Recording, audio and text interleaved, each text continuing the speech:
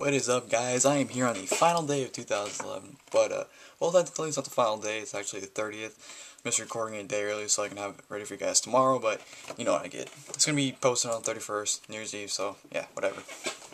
Alright, this video will be the awards, best ofs, whatever you want to call it, video for WWE from this year. And, I don't even know how many categories I have. All the categories are in the description box in case you guys want to know what I'm about to talk about. And, you guys can predict what I'm going to say, maybe. But, prior to the video, I don't know if you guys noticed, but I got Maurice on the wall now. Yeah, you guys know why I have her on the wall. But, yeah, let's into the video. Alright, first category, theme song of the year. Now, we've had a lot of great themes this year. We had Wade Barrett, End of Days, Dolph Ziggler, Here to Show the World, Cody Rhodes, Smoke and Mirrors, Daniel Bryan, Flight of the Valkyries. Yes, I said Daniel Bryan, Flight of the Valkyries. That is a badass theme. Right when you hear that beginning, the vroom, vroom, yeah, you know shit's about to go down when you hear that. So, there's a lot of great themes this year, but I think there's this one theme that sticks out of all. And you guys probably know what I'm about to say. Everyone's using it these days in their intros and their videos. CM Punk holds personality, no surprise there. The reason why I said that, sorry about that. The reason why I said that is because the theme gives like an adrenaline rush. You know, when you hear that, it's like, holy shit, here he comes. It kind of gives you that feeling you had when Austin came out. When you hear that glass shattered, you just couldn't help but like stand up and mark out because you know he's about to come out. It's the same thing for Punk's theme, kind of the you're like, here he comes. You know, you just automatically stand up and be like, holy shit, here he comes. So, theme song of the year goes to CM Punk. Diva of the year. Not gonna go into it. Beth Phoenix, enough said. Most improved, Dolph Ziggler. Dolph Ziggler just, out of all the mid-card guys, Dolph Ziggler is the only guy that stands out. I mean, the guy went into this year as the Intercontinental Champion. He lost the IC title. Same day, becomes number one contender for the world title. He's awarded the world title. He didn't win it. He got awarded it. And, you know, of course, he lost it 15 minutes later. Went to Raw. Won the U.S. title a few months later in Raw. Has a great 6-month reign. Loses the U.S. title. A week later, comes number one contender for the WWE title. I mean, how much more could he ask from this guy? And not to mention, he's been working 2 matches on pay-per-views, 3 pay-per-views. The Rumble, Vengeance, and Survivor Series. So, if you look at him from last year to now, he's improved tremendously. Best DVD release of the year, definitely the Stone Cold, bottom line, most popular superstar of all time DVD. People are going to say the Shawn Brett DVD, but I think I had a lot more fun with the Stone Cold DVD, so Stone Cold DVD without doubt. Most disappointing match of the year, off the top of my head, there's only 2 disappointing matches this year. I mean, there could be more, but I'm just saying at the top of my head right now, there's only 2. But there's only one that stands out, and it's kind of obvious what it is. Triple H vs. CM Punk in a no disqualification match at Night of Champions. When that match was announced, especially a no disqualification, I know everybody was expecting these guys to tear each other apart.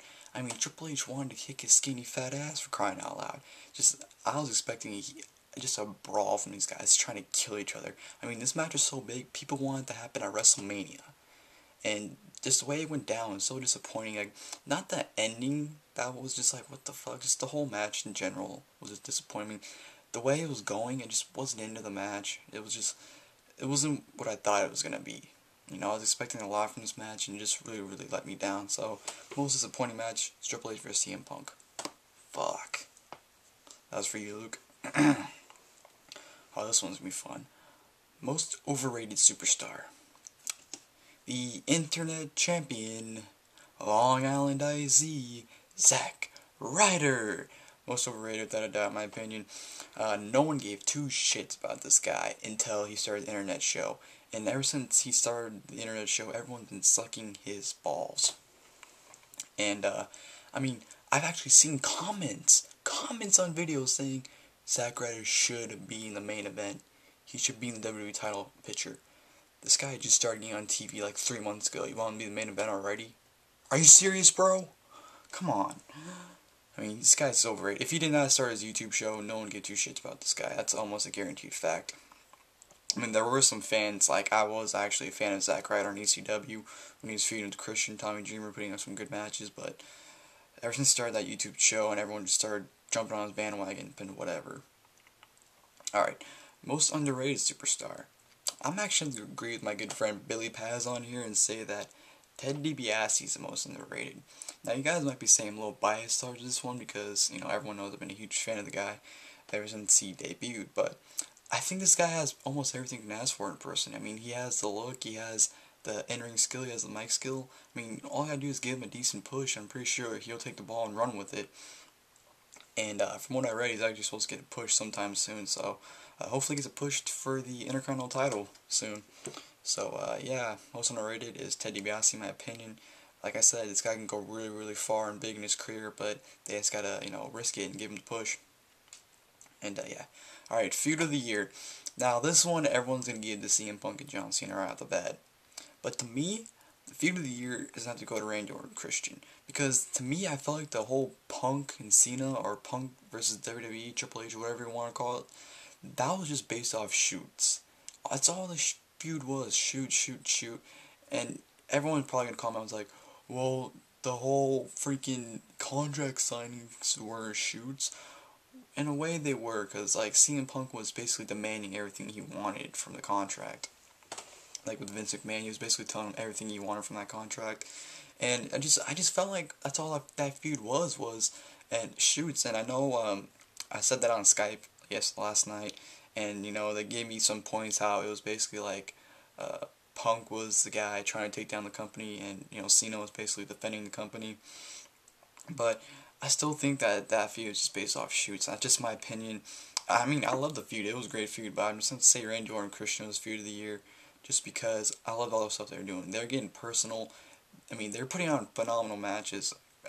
Every pay-per-view match they had great matches, in my opinion. They were just starting to get good. I mean, you had Christian turn heel. You had Christian basically, he was stealing Orton's stuff. He stole Orton's wallet. He trashed his bus. It was a really, really fun feud for me. So I'm going to say Orton and Christian. Alright, Face of the Year, CM Punk. I mean, the moment he turned face, he was over like that. I mean, he was already over, but when he turned face, everyone just started loving him. So I'm going to say Face of the Year is CM Punk. Alright, Markout Moment of the Year. We had a lot of markout moments this year.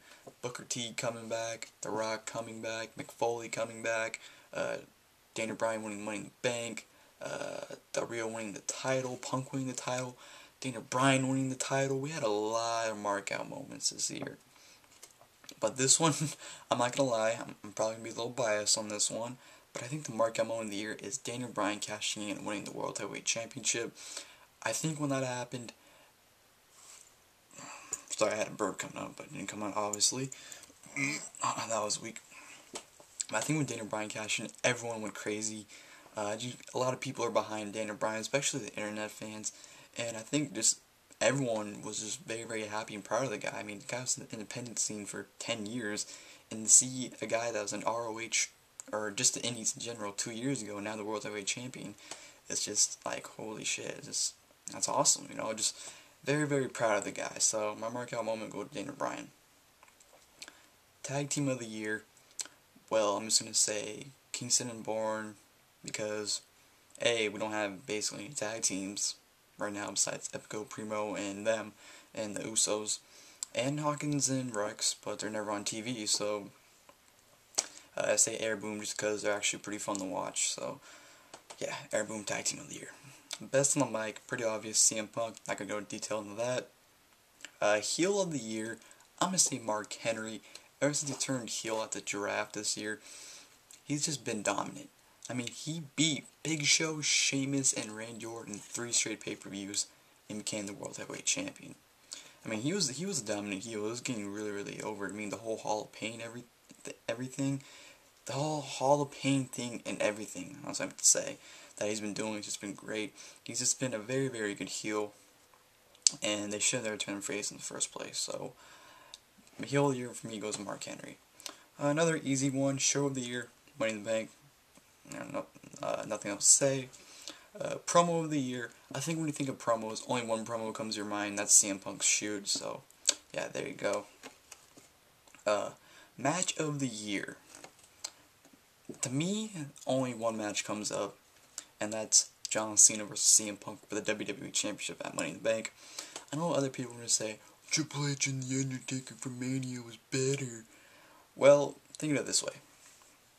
CM Punk and John Cena. they had restrictions. Where Triple H and Undertaker, they didn't.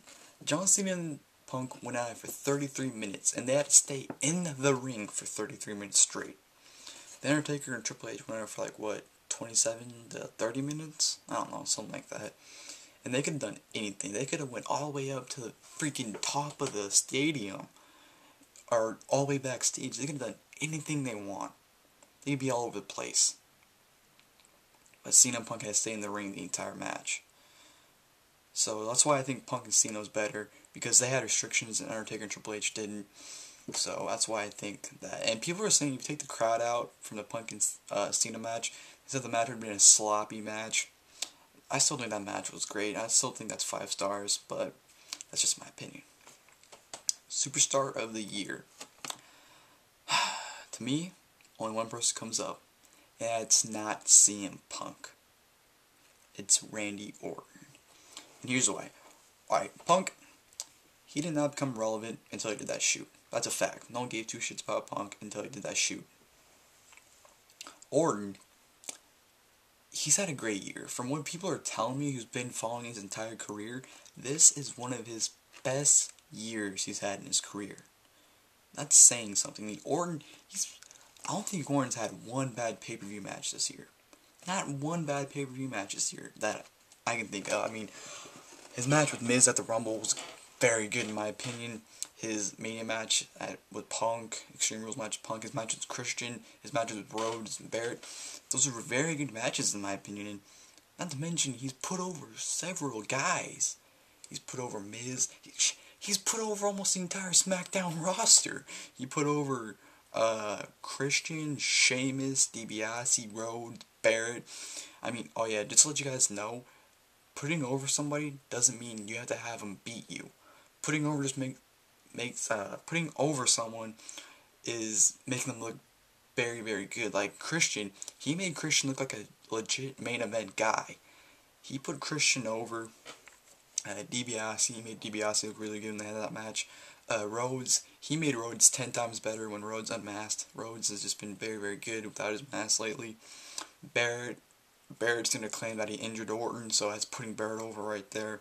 Just he's been putting so many guys over this year. It's like, no one does that, you know? I mean, we might be lucky if we see someone like John Cena put a guy over once or twice, but when you see Orton putting over like 6 or 7 guys in a year, it's like, holy shit, this guy is unbelievable, you know? I just really, truly think Orton has had a great year, and honestly, I'm going to say this, if Orton's one of the reasons Christian is a world champion, because think of it this way, yes, I know Edge leaving is why Christian won the title mainly, but think of this, if Orton didn't go to SmackDown, and Del Rio stayed on SmackDown, didn't go to Raw, it's a fact, I'm saying it's a fact, Del Rio would have won that match at Extreme Rules if Orton would have stayed on Raw. That's a fact. So if Orton didn't go to SmackDown, maybe Christian would have been world champion. That's what I'm saying. That's one of the reasons I think that Christian is world champion. Even though his first reign lasted 2 days and his second reign lasted a month. But whatever, he's still world heavyweight champion. That's all that matters. Alright, and the final category we have is Superstar to look out for in 2012. Dolph Ziggler and Wade Barrett. Yes, I said 2 guys. I can't think of, well, I can't choose between one of the 2. Because I think, I've been saying this on Twitter and I've been saying this on Skype. 2012 will be the year for Dolph Ziggler and Wade Barrett. Those 2 guys, 2012 are their year. Dolph Ziggler is becoming WWE Champion and Wade Barrett is becoming World Heavyweight Champion. I mean, Dolph Ziggler has a title match this Monday on Raw. I mean, those 2 guys, like I said, guaranteed next year will be their year. Out of everyone, that'll be their year. So, yeah, that was the video. Hope you guys enjoyed it. State your opinions, I guess. Fuck. Comment below what you guys think. Make a video response if you want. But, hope you guys enjoyed the video, and I'll see you guys next year. Peace.